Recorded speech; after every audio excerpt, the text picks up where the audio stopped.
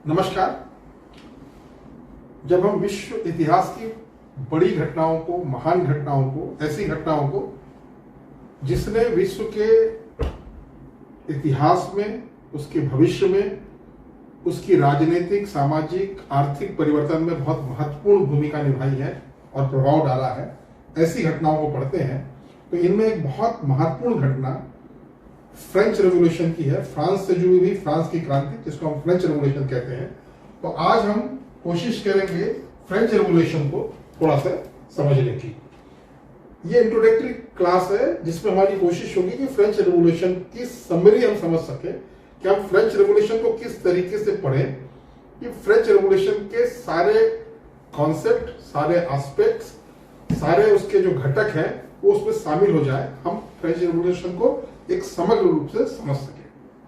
आपको समझ में आ रहा है कि फ्रेंच रेवोल्यूशन फ्रांस में हुई एक ऐसी क्रांति है जिसने न सिर्फ फ्रांस को बदला, न सिर्फ यूरोप को बदला, जिसका प्रभाव फ्रांस और यूरोप को लांघता हुआ पूरे विश्व में है और उसके कुछ प्रभाव आज भी दुनिया में देखे जा सकते हैं।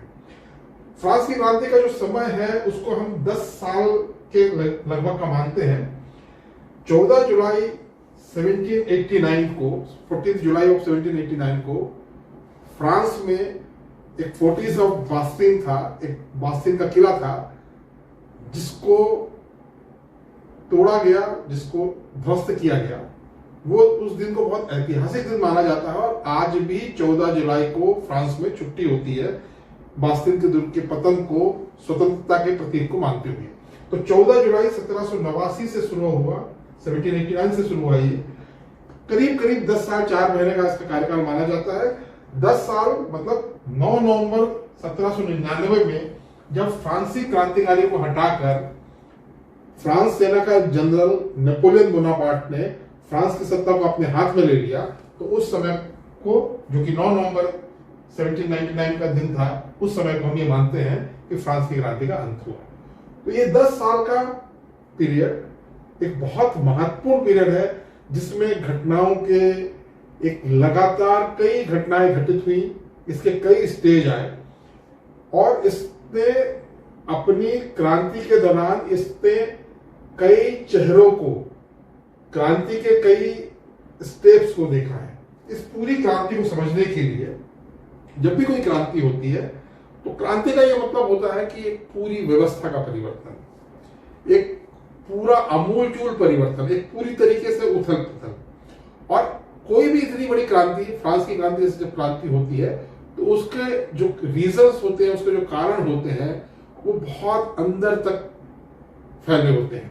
तो किसी क्रांति को समझने के लिए पहले समझना हमको बहुत जरूरी है कि उस क्रांति के पीछे का कारण क्या था, उस क्रांति के पीछे का सोशल रीजन क्या था, उस समय किस तरीके के लोग थे जिनके विचारों से, ऐसे कौन से महापुरुष थे जिनके विचारों से, कोई भी क्रांति के लिए एक विचारधारा की जरूरत होती है, तो कौन से लोग थे जिनके विचारों से लोग प्रभावित हुए, जिनके विचारों को लोगों ने अपनाया, जिसको हम कहते हैं कि, तो उसके सोशल रीजन क्या थे, उस समय किस तरीके के विचारक, किस तरीके के महापुरुष जिनके विचार से, उनसे लोग प्रभावित हुए।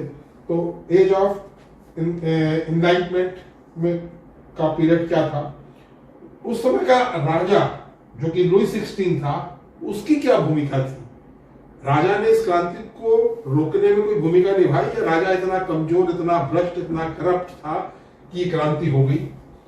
इसके अलावा हम ये देखते हैं कि उसमें इकोनॉमिक कारण क्या थे, क्या टैक्सेस बहुत ज्यादा थे, गरीबी बहुत ज्यादा थी, गरीबी और अमीरी के बीच बहुत ज्यादा खाई था, एक इकोनॉमिक रीजन।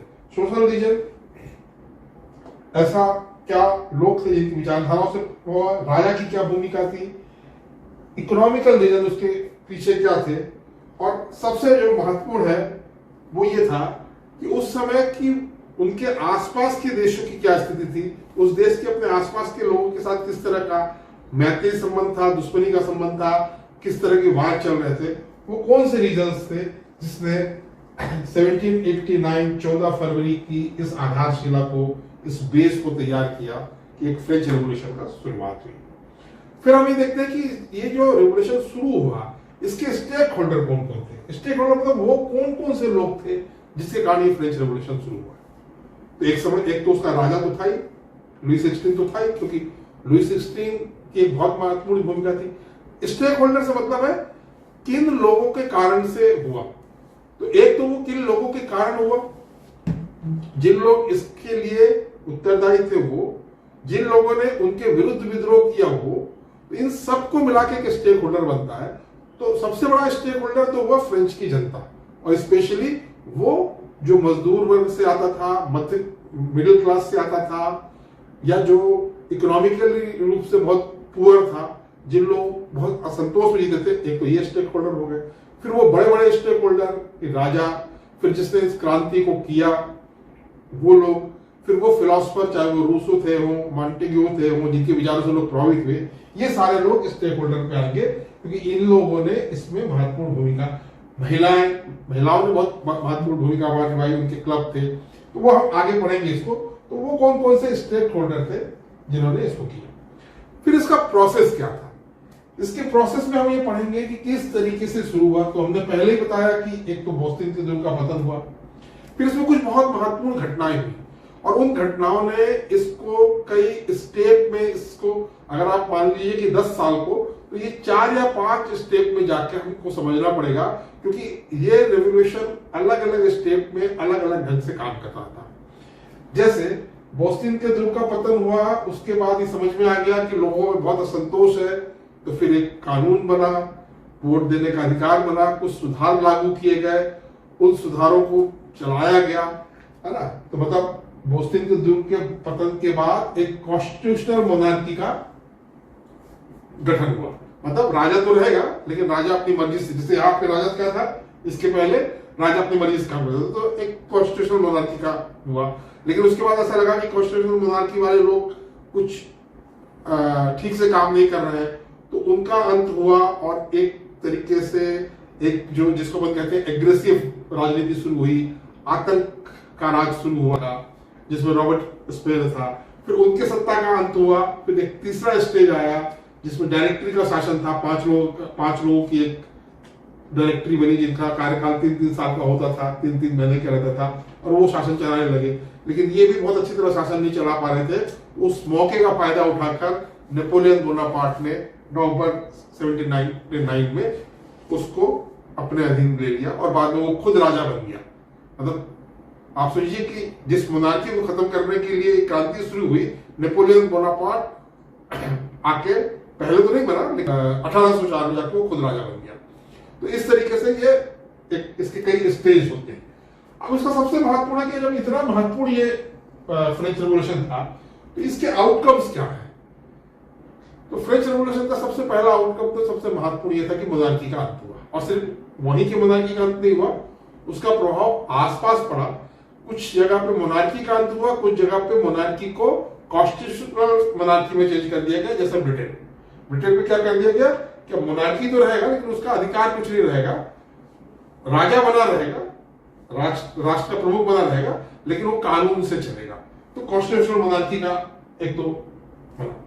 इसका एक प्रभाव यह भी हुआ दुनिया में, जिसने बहुत इफेक्ट डाला, नेपोलियन बोनापार्ट का उदय हुआ।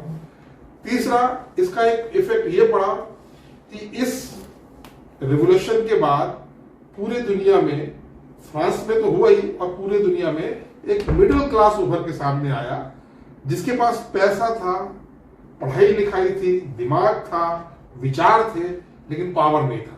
तो वो मिडिल क्लास आगे आया, जिसमें वकील, डॉक्टर्स, उद्योगपति, व्यापारी, पढ़े लिखे लोग ये थे, और दुनिया में मिडिल क्लास का एक बहुत बड़ा प्रभाव शुरू हुआ। मिडिल क्लास जो है अब राजनीति को प्रभावित करने लगा। इसका एक बहुत बड़ा अंतर जो पड़ा कि फ्रांस की क्रांति ने पूरे दुनिया में लिबरलाइजेशन, एनलाइटमेंट और उदारता का संदेश दिया, जो आज भी स्वतंत्रता, भाईचारा इसकी बात करते हैं।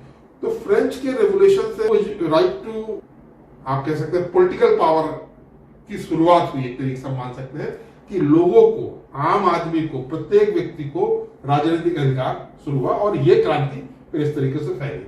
तो हम फ्रेंच रिवॉल्यूशन किस तरीके से हम देखते हैं कि एक फ्रेंच रिवॉल्यूशन जो 10 साल की पीरियड में चला, जिसका प्रभाव आज 300 साल के बाद भी बना हुआ है, इन 4 प्रोसेस से, कि किस कारण से हुआ, किन लोगों ने किया, किस तरीके से किया और इसको करने का प्रभाव फ्रांस में, फ्रांस के बाहर क्या पड़ा, इसको जब हम पूरी तरीके से समझेंगे तो हम समझ पाएंगे।